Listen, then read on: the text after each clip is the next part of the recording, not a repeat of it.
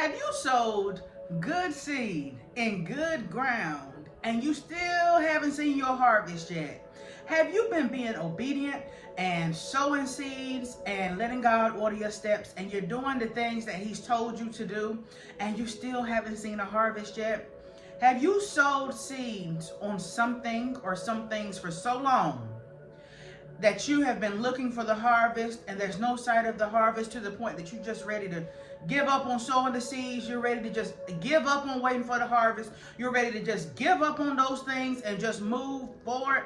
If that's you, stick with me today, because you're going to love this word, and this word is going to be just for you. Good morning, good morning, good morning, good morning, good morning, good morning, good morning, good morning, everybody. I hope everybody's day is off to a great start. I'm thankful to be in the land of the living this morning. I'm thankful to be amongst the living this morning. I'm thankful that God woke me up this morning and gave me another chance. So for those of you who don't know who I am, I'm Grace Amber. I come on different platforms whenever God gives me a word to share. I come on and I share it with you. So really quick this morning, happy Monday. I hope everybody had a good weekend. I want to talk to you really quick this morning from the topic of patiently waiting on the harvest. Patiently waiting on the harvest. What am I talking about today? Let's jump in. So early on in most of our lives, we understood and learned about the concept of sowing seeds and waiting on the harvest. Most likely, I'm sure all of us have. When we were in school, say elementary school, maybe even early middle school, our teachers would do projects. And the project would consist of us sowing seeds, maybe like in a cup of soil or in a little plant or something like that. And we would sow the seeds, and then like every week or every couple of weeks, we would keep going back and looking for that thing. And we would see over time how the seeds that we planted actually gave us a harvest, whether that would have been a sunflower or a regular flower or any kind of plant. The teachers would do activities with us and projects with us, science projects, to help us to understand how we could put seed in the ground, and then something that we sowed was going to eventually produce a harvest and come up to the point where we would actually see it, which is why they would have us keep going back and looking periodically so that we could see that thing grow, right? So who wouldn't want to plant a seed and get a harvest so quick that when you go back every few days, you start seeing growth, or every few weeks or every week that you start seeing growth? We would all love that. Who wouldn't want to sow seed, and then it won't be long before you can come back and start seeing the fruit of that seed or the harvest of that seed, right? We like quick response. We like quick returns, right? But in actuality, many times, what comes easy also goes easy. And you may have heard it put like this: easy come, easy go, right? So when Annie was younger, I would also do plant kits with her.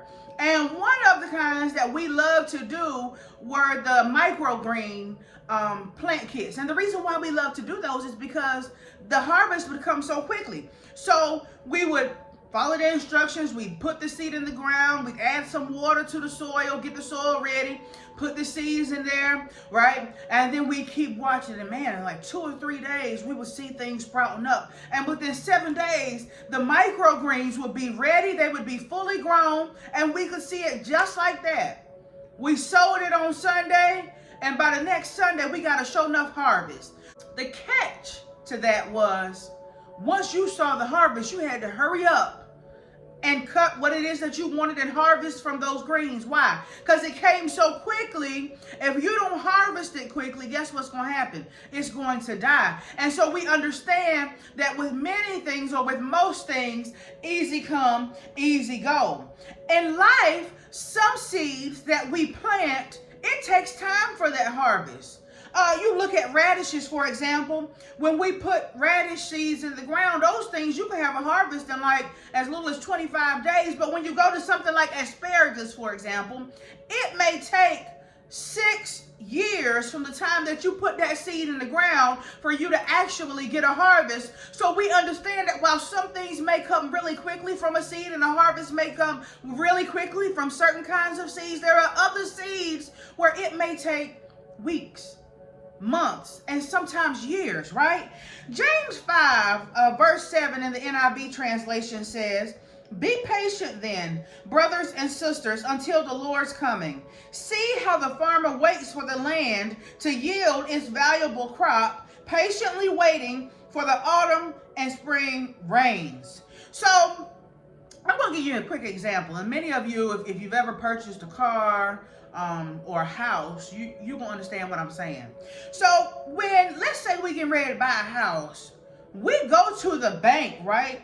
And we ask them to do something. What are we asking them to do? We're asking them to finance our home. We're asking them to lend us the money so that we can then use that money to purchase our home. And what does the bank do? We've asked them for something, but before they can give us what we ask for, they want to assess our credibility, aka our credit. So if our credit looks good, what will they do? They will give us what we asked for. If our credibility is what it should be, then we can go to the bank and ask them for financing, and then they give us what we asked them for, but it was based upon our credibility and, of course, our ability to pay back. But most importantly, they're looking at our credibility, because if our credibility, aka our credit, is good, they will then give us what it is that we asked for. So I want to ask you a question. How do you feel about God's credibility? Now, most of us would say, oh yes, God is the most credible. God is so credible that I'll do whatever it is that he asked me to do. Anything that God says, I can take that check to the bank and cash it because God's credibility is good. But how many of you know that talk is cheap and actions speak louder than words? So if we're saying that God is credible, then when God asks us to do something, why would we then question whether we should continue doing it just because our harvest hasn't come just like that? If we say out of our mouths that God is credible and anything that God asks us to do, we're going to do it, why then is it that if we don't get our harvest fast enough, we're ready to throw in the towel? Galatians, the 6th chapter, I'm going to give you the 7th and the 9th verses NIV translation. Do not be deceived. God cannot be mocked. A man reaps what he sows. Let us not become weary in doing good, for at the proper time we will reap a harvest if we do not give up. So if God is so credible, so we say that we believe that, right? If God is credible, and if God is not a man that he should lie, nor is he the son of man that he should repent. And if God said in his word that we will reap what we sow, and if God said in his word that we will reap a harvest if we faint not at the proper time, that means that if the harvest hasn't come yet, God's promises ain't bad. It's just not the proper time for the harvest. I'm going to give you that again. That means that if harvest time hasn't come yet, that does not mean that God's promise wasn't any good. It just means that it's not the proper time for the harvest. So imagine sowing seeds for years, right? With no signs of harvest. Can you imagine what the harvest gonna look like once it's harvest time? You've been sowing on some things for weeks and months and years and no sign of the harvest above ground, but underground, the harvest is coming up. We just can't see it yet. Can you imagine if you've been sowing seed on something for years, what that harvest is going to look like once it becomes visible to us? The old saying says that a watched pot never boils. And what does that mean? That means that when you put something in a pot and you turn the stove on and then you sit there and look at it, it's going to seem like forever for the pot to come to a boil. Why? Because you're just sitting there watching it. But the saying also means that if you put something in the pot and you turn the stove on and you turn the stove on and you go on about your business and come back within a reasonable amount of time, guess what? The pot is going to be boiling. Why? Because you went away, you didn't just stay there looking at it, fixated on it, waiting for that thing to do what you wanted it to do. No, you did what you needed to do, and then you went on and did something else, and before you know it, you come back and you look, and it's doing exactly what you wanted it to do.